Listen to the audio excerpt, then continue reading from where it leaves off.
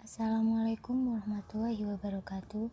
Kami dari Universitas Muhammadiyah Sidoarjo, Fakultas Kesehatan, Prodi Kebidanan, semester 1 akan mempresentasikan tentang perkembangan profesi pelayanan dan pendidikan bidan di Indonesia. Adapun nama-nama dari kelompok kami, yang pertama adalah Citra Perdana, yang kedua Olivia Konita, yang ketiga Dini Ayu Puspitasari, yang keempat Dwi Ajeng Kartikasari, dan yang kelima Dwi Indah Maulid. Sejarah pelayanan dan pendidikan bidan di Indonesia terjadi secara tidak langsung melalui usaha mengurangi angka kematian karena cacar, serta tingginya angka kematian ibu dan anak dalam proses melahirkan. Pencacaran pertama di Indonesia dilakukan sekitar tahun 1804, setelah Jenner di Inggris menemukan vaksin cacar pada tahun 1798. Karena melakukan pemberian vaksin pencacaran dirasakan terlalu mahal untuk didatangkan dari negara Belanda, maka didirikanlah Sekolah Dokter Jawa pada tahun 1851.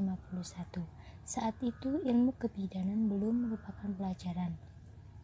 Pada tahun 1889 barulah ilmu kebidanan diadakan. Selanjutnya saya akan menjelaskan tentang pelayanan kebidanan. Pelayanan kebidanan adalah seluruh tugas yang menjadi tanggung jawab praktek profesi bidan dalam sistem pelayanan kesehatan yang bertujuan untuk meningkatkan kesehatan dan bertujuan untuk meningkatkan kaum perempuan khususnya ibu dan anak. Yang kedua, pengertian bidan. Bidan merupakan seorang perempuan yang telah diikuti dan menyelesaikan pendidikan bidan yang diakui pemerintah dan telah lulus ujian sesuai persyaratan yang berlaku, dicatat dan diberi izin secara sah untuk menjalankan praktik bidan. Sistem pendidikan kebidanan. Pada tahun 1905 sampai 1953 dibuka sekolah bidan lulusan SMP dengan batasan usia minimal 17 tahun, lama pendidikan 3 tahun. Tahun 1953 dibuka kursus tambahan bidan atau KTB di Yogyakarta, lamanya kursus 7 sampai 12 minggu. Pada tahun 1960 KTB dipindahkan ke Jakarta. Tujuan dari KTB ini adalah untuk memperkenalkan kepada lulusan bidan mengenai perkembangan program KIA dalam pelayanan kesehatan masyarakat, dan di tahun 1967 KTB ditutup. Pada tahun 1954 dibuka pendidikan guru bidan secara bersama-sama dengan guru perawat kesehatan masyarakat di Bandung. Pada tahun 1972 institusi pendidikan dilebur menjadi Sekolah Guru Perawat atau SGP. Pendidikan menerima calon lulusan sekolah perawat dan bidan. Tahun 1974 sekolah bidan ditutup dan dibuka Sekolah Perawat Kesehatan atau SPK. Pada tahun 1975 sekolah pendidikan bidan pun akhirnya ditutup hingga tidak menghasilkan bidan selama 10 tahun.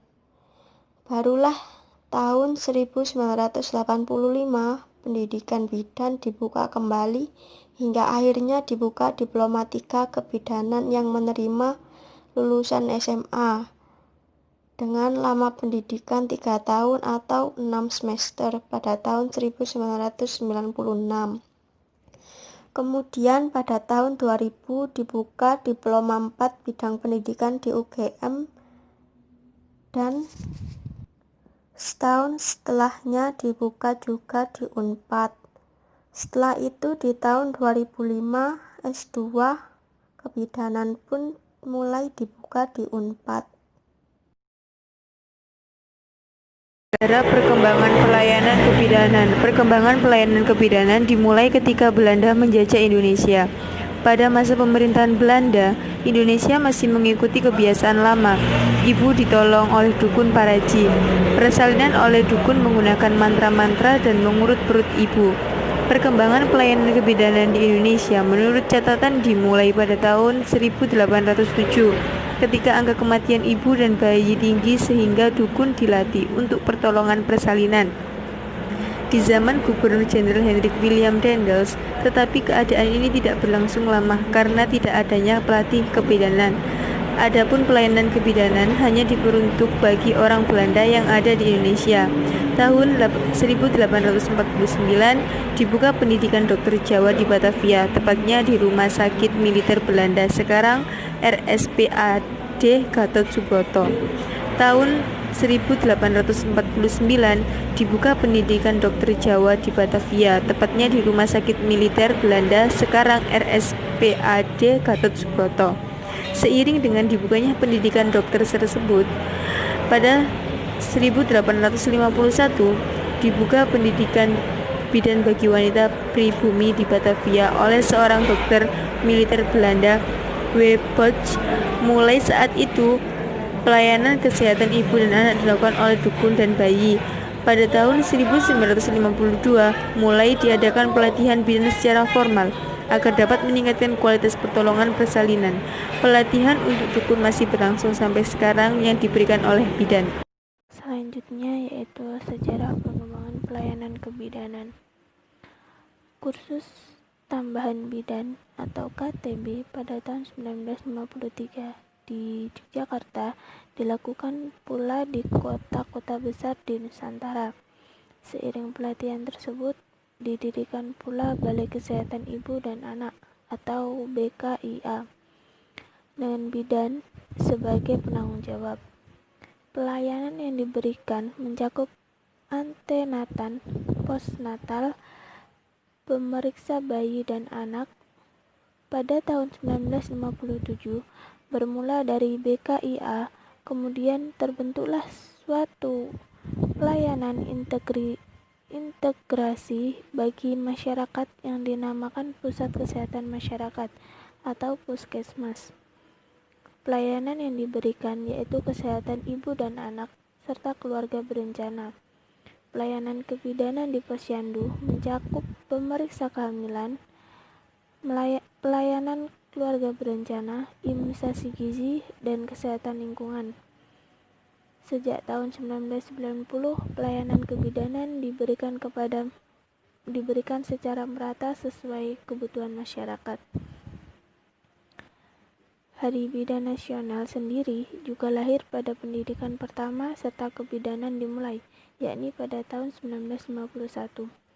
Lahirnya Hari Bidan Nasional ini diawali dari konferensi bidan pertama di Indonesia yang dilangsungkan di Batavia pada 24 Juni 1951 atas prakarsa para bidan senior yang berdomisili di sana.